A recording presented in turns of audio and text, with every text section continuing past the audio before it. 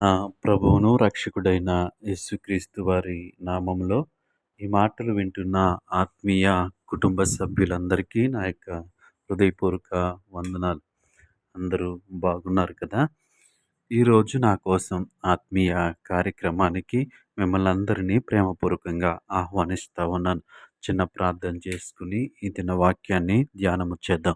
పరిశుద్ధ ప్రేమగల తండ్రి, గొప్ప దేవుడా, కనికరము గల దేవా, నీకు వందనాలు. ఈ సమయంలో నీ వాక్యము వినటానికి ఆశ కలిగి ఉంటుండగా వాక్యం ద్వారా మా అందరితో మీరు మాట్లాడమని యేసు నామంలో అడుగుచున్నాము తండ్రి. ఆమేన్.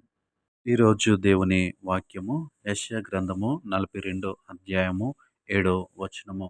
యెహోవానగు నేనే నీతి విషయములలో నిన్ను పిలిచి నీ చెయ్యి పట్టుకుని యున్నాను.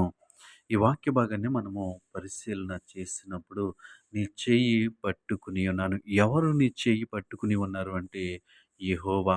దేవుడైనటి యెహోవా నీతి విషయములో నిన్ను పిలిచి నీ చెయ్యి పట్టుకుని ఉన్నాను. మన చెయ్యి పట్టి మనల్ని నడిపిస్తుంది ఎవరు అంటే దేవుడైనటువంటి యెహోవా. ఎందుకు ఆయన మన చెయ్యి పట్టుకుని నడిపిస్తా ఉన్నాడు? ఎందుకంటే నీతి విషయములో మనము నీతిగా ఉండటం కోసము, మనము నీతిగా జీవించటం కోసము ఆయన మన చెయ్యి పట్టుకుని నడిపిస్తా ఉన్నాడు. కాబట్టి ఆయన వాక్యము విన్నటువంటి మనము అందరము కూడా ఆహ్, నీతిగా జీవించటానికి ప్రయాసపడేవారుగా ఉండాలి.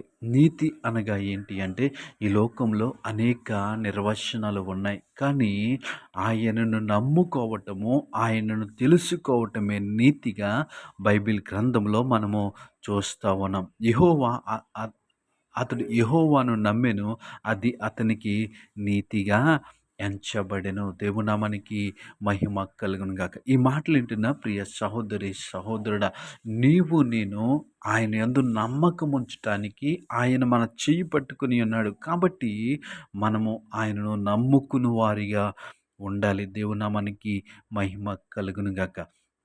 ఎప్పుడైతే ఆయన యందు విశ్వాసం ఉంచుతామో, ఆయన యందు నమ్మకం ఉంచుతామో, మనము నీతిమంతులుగా మార్చబడతాం. నీతిమంతులుగా తీర్చబడతాం. నీతిమంతులుగా తీర్చబడినటువంటి మనము ఎటు జారిపోకుండా, ఎటు పడిపోకుండా ఆయన మనల్ని ఏం చేస్తూ ఉన్నాడంటే, నీ చెయ్యి పట్టుకుని ఉన్నాను. దేవునామానికి మహిమ కలుగునుగాక. మన విశ్వాసంలోంచి మనము జారిపోకుండా, మన నమ్మకంలోంచి మనం జారిపోకుండా ఆయన మనల్ని ఏం చేస్తున్నాడంటే తన చేయి పట్టుకుని నడిపిస్తూ ఉన్నాడు. కాబట్టి మనము ఈ వాక్యం విన్నటువంటి మనము ఆయన యందు నమ్మిక ఉంచాము కాబట్టి, మనము నీతిమంతులుగా తీర్చబడ్డాము కాబట్టి, ఆయన మన చేయి పట్టుకుని నడిపిస్తూ ఉన్నాడు. ఆయన చేయి పట్టుకుని నడుస్తున్న మనము మన నమ్మకాన్ని విడిచిపెట్టకూడదు. ఆయన యందు మనకున్న విశ్వాసాన్ని మనము విడిచిపెట్టకూడదు. ఈరోజు లోకంలో మనం జీవిస్తూ ఉన్నప్పుడు శరీరానుసారంగా అనేకమైనటువంటి పరిస్థితుల్లో మనము జీవించవలసి వస్తూ ఉంది.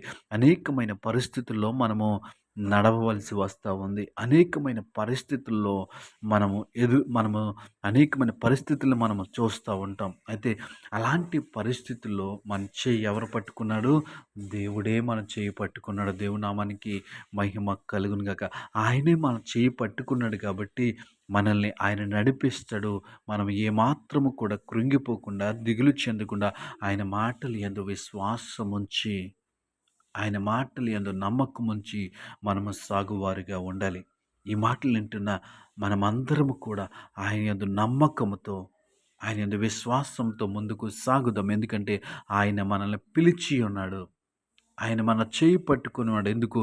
నీతిమంతులుగా ఉండటానికి. కాబట్టి మనము కూడా ఈ వాక్యం బట్టి జీవించువారిగా ఉందాం. అట్టి కృప దేవుడు మనకి అనుగ్రహించును గాక. ఆమేన్.